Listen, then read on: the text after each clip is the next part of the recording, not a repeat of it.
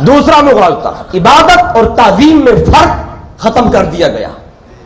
اگر کوئی تعظیم کر رہا ہو انبیاء کی، اولیاء کی، تو کہہ دیتے ہیں یہ عبادت ہو رہی ہے، تعظیم کو عبادت بنا لیا۔ حالانکہ عبادت کے لیے 3 شرطیں ضروری ہیں۔ جب تک کسی عمل میں 3 چیزیں نہیں ہوگی تب تک وہ عمل عبادت نہیں بنے گا۔ وہ کون سی 3 چیزیں ہیں؟ پہلی شرط ہے نیت۔ نیت جب تک نہیں کریں گے کوئی بھی عمل عبادت نہیں ہوگا۔ اب جب محفل ختم ہوتی ہے یا جمعہ کے دن ہم کھڑے ہو کے آقا کی بارگاہ میں درود و سلام پڑھتے ہیں نا، اور ہاتھ یہاں باندھتے ہیں، یوں باندھتے ہیں نا، تو لوگ اس پہ اعتراض کرتے ہیں، کہتے ہیں یوں ہاتھ باندھ کے کھڑے ہونا تو قیام کی حالت ہے، نماز کی حالت ہے۔ اگر یوں ہاتھ باندھ کے کھڑے ہوں گے تو شرک ہو جائے گا، عبادت تو اللہ کی ہے، اور یہاں آپ یوں کر کے کھڑے ہیں، اس سے کہیں بھئی عبادت بنتی تب ہے جب نیت کرو گے۔ جتنے بھی غلام کھڑے ہوتے ہیں درود و سلام کے لیے ہاتھ باندھ کے، ارے بچے سے بھی پوچھ لو، وہ کہتا ہے میں نماز کے لیے نہیں کھڑا، میں مصطفیٰ پہ سلام کے لیے کھڑا ہوں، میں تو سلام کے لیے کھڑا ہوں۔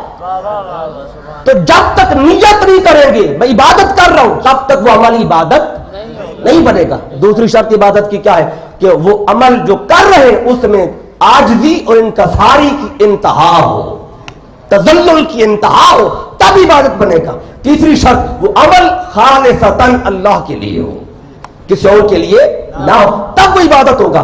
آج تعظیم کو عبادت بنا دیا گیا اور لوگ کہہ دیتے ہیں بھئی تم مصطفیٰ کا ادب اور مصطفیٰ کی تعظیم اتنی کرتے ہو، اتنی کرتے ہو۔ کوئی کہتے ہیں کہ اللہ سے ملا دیتے ہو، اور کوئی کہہ دیتے ہیں کہ اللہ سے بڑھا دیتے ہو۔ یہ 2 جملے سننے کو ملتے ہیں نا۔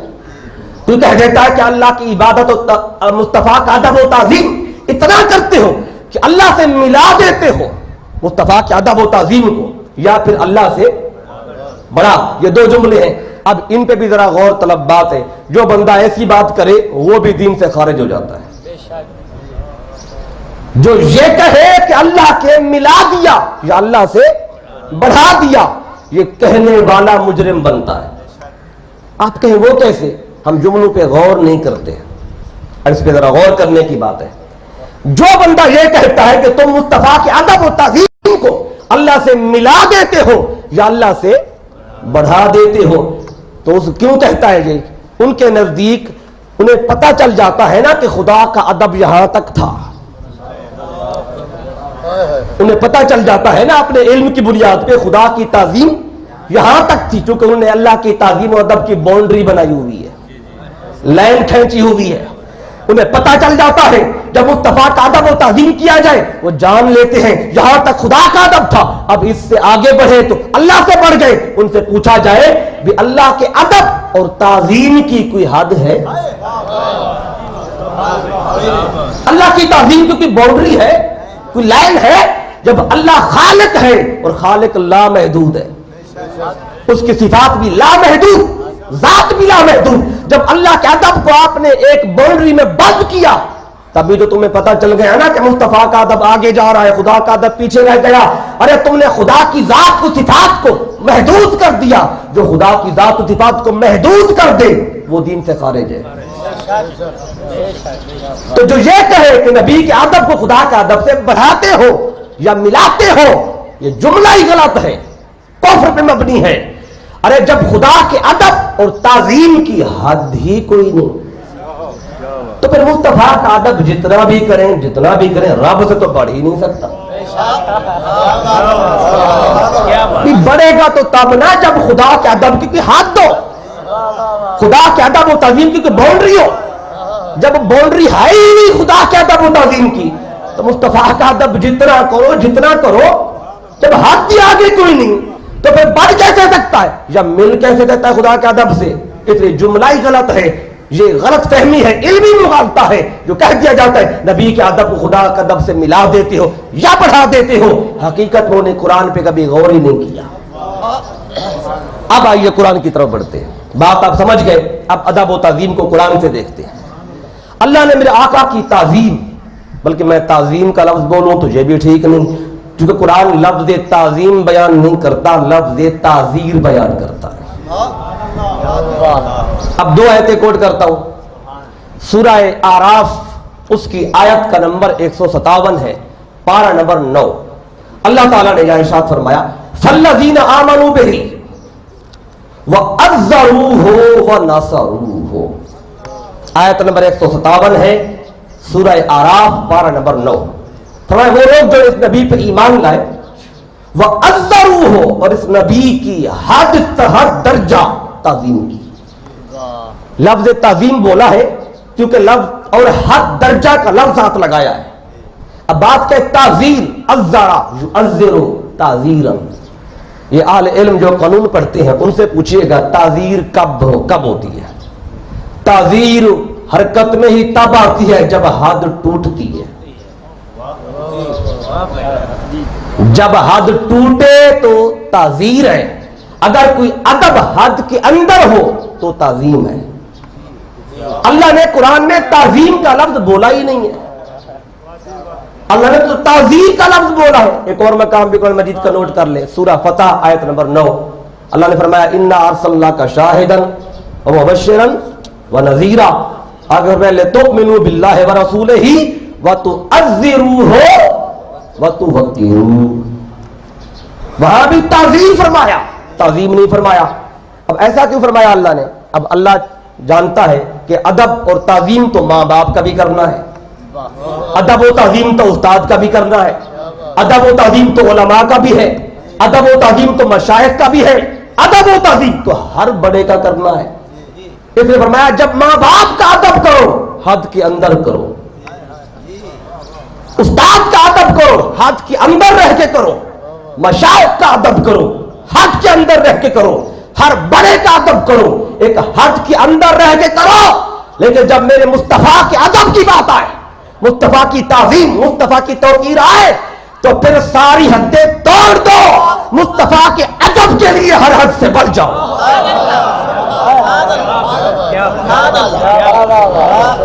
اگر حد کے اندر مصطفیٰ کا ادب کرو گے تو تعظیم رہے گا، جب حد سے بڑھ کے کرو گے تب تعظیم بنے گا.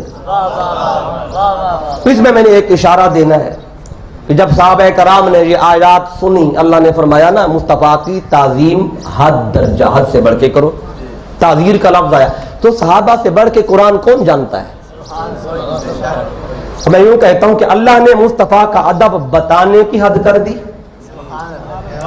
اور صحابہ کرام نے مصطفیٰ کا ادب بجا لانے کی حد کر دی. اس پہ صرف اشارے دو اشارے دے کے پھر میں نے آگے بڑھنا ہے. اللہ نے جب حکم دیا مصطفیٰ کی تعظیر کرو تو پھر حدیبیہ کا واقعہ تو آپ کو یاد ہے نا، 6 ہجری ہے. کفار اور مشرکین نے اپنی طرف سے وکیل بنا کے عروہ بن مسعود ثقفی کو بھیجا رضی اللہ تعالیٰ عنہ، جو بعد میں اسلام قبول کیا، انہوں نے ابھی نہیں کیا تھا، 6 ہجری کے بعد کلمہ پڑھا. وہ آیا مسلمانوں کا نظارہ دیکھنے کے کیا کر رہے ہیں.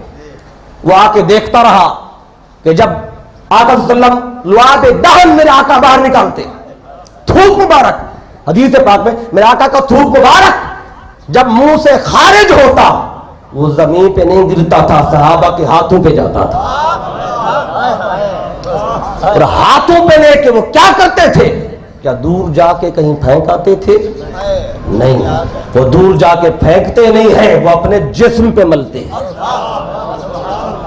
میرے آقا وضو کرتے ہیں، وضو کا استعمال شدہ پانی کا قطرہ قطرہ جو حضور کے جسم سے مس ہو کے نیچے گرنے لگتا ہے، صحابہ دوڑتے ہیں. حدیث کے الفاظ وَقَادُوا يَقْتَتِلُونَ، ایسے ہو جاتے تھے جیسے جس کو پانی نہ ملا تو شاید دوسرے کو قتل کر دے.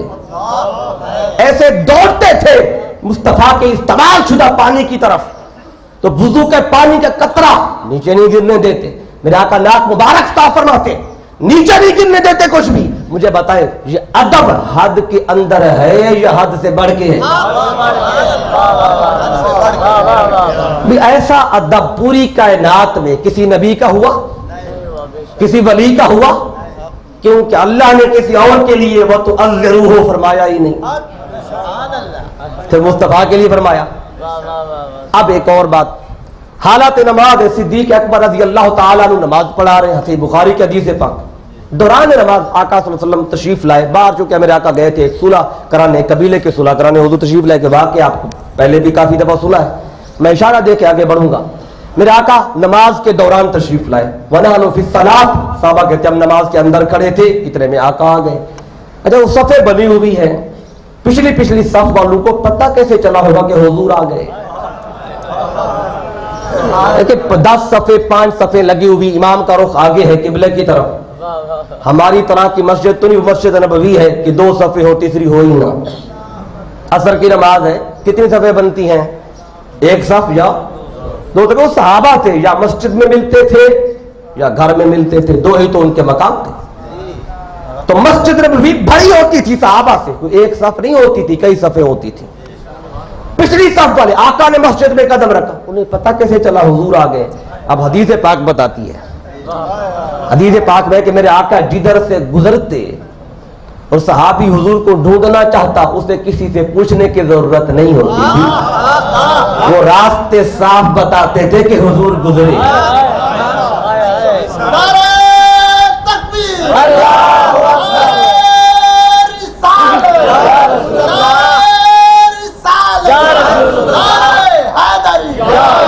جو ہی آقا نے مسجد میں قدم رکھا، ساری مسجد خوشبو سے معطر ہو گئی. صحابہ کو پتہ چل گیا حضور آ گئے. تو پچھلے صف والوں نے کیا کیا؟ جب پتہ چل گیا حضور آ گئے تو انہوں نے فوراً صف توڑ دی، کچھ ادھر ہو کے کچھ ادھر، راستہ چھوڑ دیا. حضور کو پتہ چل گیا غلاموں نے راستہ بنا دیا ہے. آقا صف کے اندر آ گئے. اب سوچ رہے تھے اگلی صف والوں کو کیسے بتائیں کہ حضور آ گئے.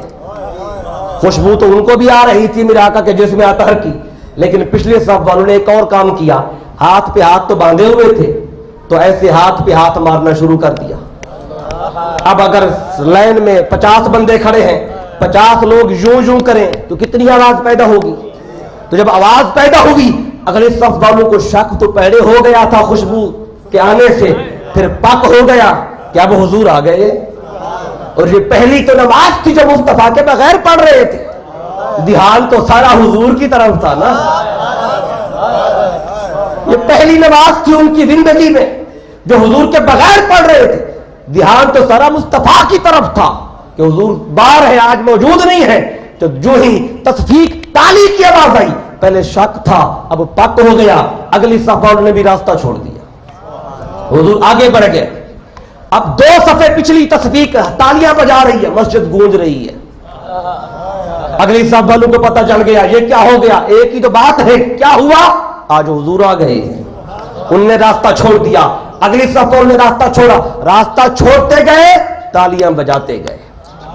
پھر جب ساری مسجد تالیاں بجا رہی تھی، فلما اکثر الناس تصفیق، حدیث پاک ہے، تو جب امام تھے ابو بکر صدیق، انہوں نے دیکھا کہ یہ پہلے تو کبھی ایسا نہیں ہوا، مسجد میں اتنا شور تو کبھی نہیں سنا، اتنی گونج پہلے نہیں سنی. ایک ہی تو وجہ ہے کہ حضور آ گئے ہوں گے. تو التفاتا، انہوں نے مڑ کے پیچھے دیکھ لیا، منہ پیچھے کر لیا، اور پیچھے پوچھیں اگر چہرہ قبلے سے موڑ لیں نماز قائم رہتی ہے. صحابہ کی تو نماز نہیں ٹوٹی. کیا ان کو فتوے کا پتہ نہیں تھا، مسئلے کا پتہ نہیں تھا کہ چہرہ قبلے کی طرف ہونا چاہیے؟ کیا یہ نہیں پتہ تھا کہ نماز میں دھیان خدا کی طرف ہونا چاہیے؟ یہ تو مصطفیٰ کی طرف دھیان جا رہا تھا. اگر تم کہیں نماز میں حضور کا دھیان آ جائے، خیال آ جائے، کہتے نماز چلی جاتی ہے. یہاں دھیان نہیں بلکہ حضور خود آ گئے ہیں. یہاں تو آقا خود آ گئے ہیں، نماز نہیں ٹوٹی. اب امام نے پیچھے مڑ کے دیکھا، قبلے سے منہ پھر گیا. امام کا پھر جائے تو کسی کی نماز رہتی ہے؟ سارے منہ قبلے کی طرف کر کے کھڑے ہو، امام رخ پھیر لے تو آپ جتنے بھی کرتے رہیں کسی کی نماز نہیں ہونی. جب امام ہی پھر گیا ہے، غلطی امام کرتا ہے، سجدہ صاحب سارے کرتے ہیں، پیچھے والوں کا کیا قصور ہے؟ غلطی امام کرتا ہے، سجدہ صاحب سارے کر رہے ہوتے، ان کا کیا قصور ہے؟ قصور ایک ہی ہے کہ ان کے پیچھے چلتے ہیں. امام کی اقتداء میں چلنا ہوتا ہے. امام کی ہوگی تو آپ کی ہوگی، اس کی نہیں ہوگی آپ کی کہاں ہوگی؟ ادھر امام نے یہ منہ قبلے سے موڑ کے پیچھے دیکھ لیا تو نماز تو چلی جانی چاہیے تھی، لیکن نہیں، یہ صحابیوں کی نماز ہے، یہ صحابہ کی نماز ہے. پتا تھا منہ ادھر ہو یا ادھر ہو بات ایک ہی ہے. اگر ادھر کعبہ ہے تو ادھر کعبے کا بھی کعبہ ہے. تو آقا نے فرمایا اے ابو بکر نماز جاری رکھ. انم کو سبقانک، وہ پیچھے آنے لگے نا، حضور کو دیکھا حضور پیچھے ہیں، کہنے لگے میں کیسے ہو سکتا ہے ابو بکر آگے کھڑا ہو حضور پیچھے ہو. فوراً پیچھے آنے لگے. جب پیچھے آنے لگے آقا نے فرمایا اشارہ دیا فاشار انم کو مکانک، اے ابو بکر اپنی جگہ پہ قائم رہے. جب آقا نے فرمایا کہ قائم رہے، نماز پڑھاتا رہے، میں پیچھے کھڑا رہوں گا. ابو بکر صدیق رضی اللہ عنہ حالت نماز میں ہاتھ اٹھائے، اللہ کی حمد کی. فحمد اللہ، باری تعالیٰ تیری حمد و شکر ہے کہ تیرے مصطفیٰ نے مجھے اس قابل سمجھا کہ مجھے حکم دیا کہ میں نماز پڑھاتا رہوں. لیکن یہ سب کچھ کرنے کے بعد بھی پیچھے آ گئے. حضور آگے بڑھے اور جو نماز بقیہ تھی وہ مکمل کرا دی. نماز نہیں ٹوٹی. تو حالت نماز میں مصطفیٰ کا ادب کر کے دکھایا. کیوں کہ اللہ نے فرمایا تھا وَتُعَذِّرُوهُ، مصطفیٰ کی تعظیم نہیں تعذیر کرنی ہے. تو مجھے بتائیں یہ ادب حد کے اندر ہے یا حد سے بڑھ کے ہے؟ اب اس لیے اگر ادب حد کے اندر ہو تو تعظیم ہے، حدیں ٹوٹ جائیں تو پھر تعظیم ہے. اب اس پہ ایک نقطہ اور ادب و تعظیم کے حوالے سے عرض کر دوں. ایک بتا دیا صحابہ کرام کا عمل. اب ایک اور نقطہ ہے. اگر قرآن کو پڑھے، 30 پارے قرآن کے میرے سامنے موجود ہیں، الحم سے بالناس تک اللہ نے قرآن میں عبادت کا حکم دیا ہے. عبادت کس کی ہے؟ اللہ کی، کسی اور کی عبادت نہیں ہوتی. اللہ نے قرآن میں اپنی عبادت کا حکم دیا. فرمایا اقیموا الصلاۃ، نماز قائم کرو. فرمایا کتب علیکم الصیام، تم پہ روزے فرض ہیں، روزے رکھو. وَلِلَّهِ عَلَى النَّاسِ حِجُّ الْبَيْتِ مَنِ اسْتَطَاعَ إِلَيْهِ سَبِيلًا، جاؤ جسے استطاعت ہے میرے گھر کا حج بھی کرو، طواف بھی کرو، عمرہ بھی کرو. آتوا الزکاۃ، زکات بھی دو. بری تعالیٰ تو نے قرآن میں نماز کا حکم دیا ہے، ایک دفعہ نہیں بار بار دیا ہے. تو اللہ نے قرآن میں عبادت کا حکم دیا نماز کا، لیکن نماز پڑھنے کا طریقہ ایک دفعہ بھی نہیں بتایا. سارے قرآن میں نماز پڑھنے کا طریقہ ہے؟ تو جو لوگ کہتے ہیں نا صرف قرآن کو مانیں گے حدیث نہیں مانیں گے، ان سے پوچھیں نماز پڑھنے کا طریقہ ہی دکھا دے قرآن میں کہاں پہ ہے. جو کہتے ہیں نا ہمیں قرآن ہی کافی ہے، حدیث کی ضرورت نہیں، ہمیں رسول کی ضرورت نہیں ہے، یہ قرآن ہی کافی ہے. اس سے پوچھے بھی قرآن میں نماز پڑھنے کا حکم تو ہے، لیکن نماز کتنی پڑھنی ہے؟ فجر کی رکعتیں کتنی ہیں؟ ظہر کی کتنی ہیں؟ عصر مغرب عشاء کی رکعتیں کتنی ہیں؟ ان میں پڑھنا کیا ہے نماز میں؟ قرآن تو نہیں بتاتا. اللہ نے روزے کا حکم دیا، روزہ رکھو. بولا کتنے مہینے روزے رکھیں؟ روزہ ٹوٹ جائے تو کیا کریں؟ رکھنا کب ہے؟ کھولنا کب ہے؟ اس نے فرمایا میں حکم دیتا ہوں، تفصیل نہیں بتاتا. حج کا حکم دیا، مولا کب کرنا ہے؟ وہاں جا کے پڑھنا کیا ہے، کرنا کیا؟ فرمایا میں حکم دیتا ہوں، تفصیل مجھ سے نہ پوچھو. آتوا الزکاۃ، زکات دو. زکات کی بات کی نا قرآن میں، یہ زکات پہ دوسرا لیکچر بھی ہوا تھا یہاں پہ، آپ نے سنا ہوگا. اللہ قرآن میں بار بار زکات کی بات کرتا ہے. مولا کتنی دیں، کس کو دیں، کب دیں؟ بتا تو دے. بتا نہیں بتانا میرا کام، تفصیل میں نہیں بتاؤں گا. اللہ نے قرآن میں عبادت کا حکم دیا، تفصیل نہیں بتائی. ایک بات ذہن میں رکھیں، اللہ نے قرآن میں وضو کے فرائض بتائے ہیں. وضو کتنے فرض ہیں؟ قمتم الی الصلاۃ فاغسلوا وجوہکم وایدیکم الی المرافق وامسحوا برؤوسکم وارجلکم الی الکعبین. یہ وضو کے فرض موجود ہیں، لیکن قرآن میں نماز کے فرض نہیں ہیں. انسان سوچے گا وضو کے فرض آ گئے، نماز کے فرض کیوں نہیں قرآن میں؟ اللہ نے بتا دیا وضو کر کے اگر طہارت حاصل بھی کر لو پھر بھی نماز پڑھنے کے لیے در مصطفیٰ کے محتاج رہو. اب اللہ قرآن میں عبادت کا حکم دیتا ہے، تفصیل نہیں بتاتا. مولا تفصیل کیسے پتا چلے گی؟ تفصیل پوچھنی ہے تو مصطفیٰ کے پاس جاؤ. اب اسی طرح اگر قرآن پڑھیں پہلی سورت ہے سورہ فاتحہ کے بعد، اس کا نام ہے البقرہ. بقرہ کسے کہتے ہیں؟ گائے کو. گائے کو عربی میں بقرہ. گائے کے عنوان سے قرآن کے 40 رکوع ہیں، 2.5 پارے. جو اللہ گائے کے عنوان سے 40 رکوع اتار سکتا ہے وہ اللہ تعالیٰ ایک صورت اتار دیتا کہ 4-5 رکوع پہ مشتمل ہوتی، جس میں نماز کی رکعتیں لکھی ہوتی، نماز کا طریقہ لکھا ہوتا، نماز کے فرائض ہوتے، معاملات ہوتے، کتنا آسان کام ہو جاتا۔ وہ گائے کے عنوان سے تو صورتیں دے رہا ہے، نماز کے معاملات اور تفصیل کے بارے میں نہیں بتا رہا۔ چیونٹی کے عنوان سے صورتیں اتار رہا ہے، ہاتھی کے عنوان سے اتار رہا ہے، اور مکڑی کے جالے کے عنوان سے قرآن کی صورتیں اتار رہا ہے۔ نماز کے فرائض، روزے کے معاملات، حج کے معاملات کے حوالے سے قرآن کی صورتیں نہیں دے رہا۔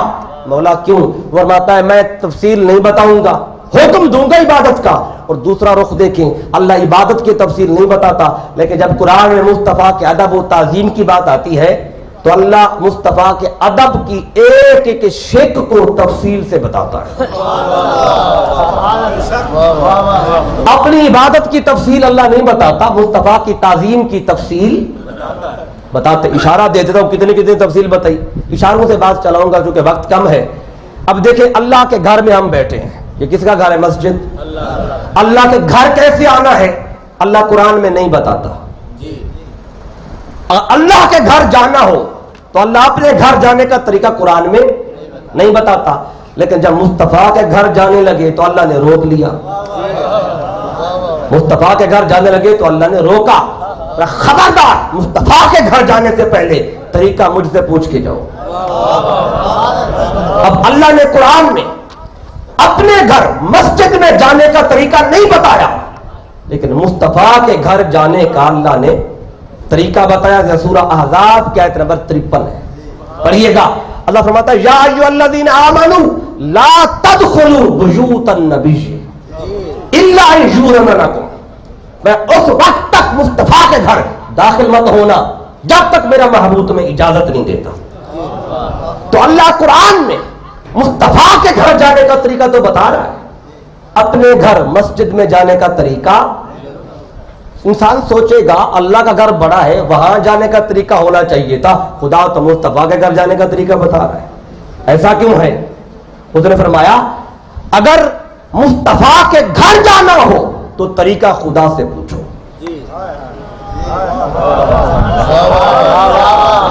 بات سمجھ آئی آپ کو؟ اگر مصطفیٰ کے گھر جانا ہو تو طریقہ خدا سے پوچھو، اگر خدا کے گھر جانا ہو تو طریقہ مصطفیٰ سے پوچھو۔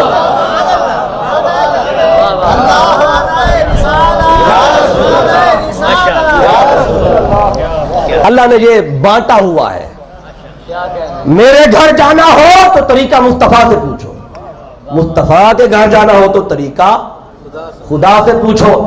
مولا ایسا کیوں ہے؟ اپنے گھر جانے کا طریقہ تو بتا، مصطفیٰ کے گھر جانے کا طریقہ کچھ صحابی بتا دے یا خود بتا دے میرے آقا۔ فرماتا ہے بات بڑی سادہ ہے، بھی گھر والے کا ادب وہی بتاتا ہے جو گھر والے کو جانتا ہو۔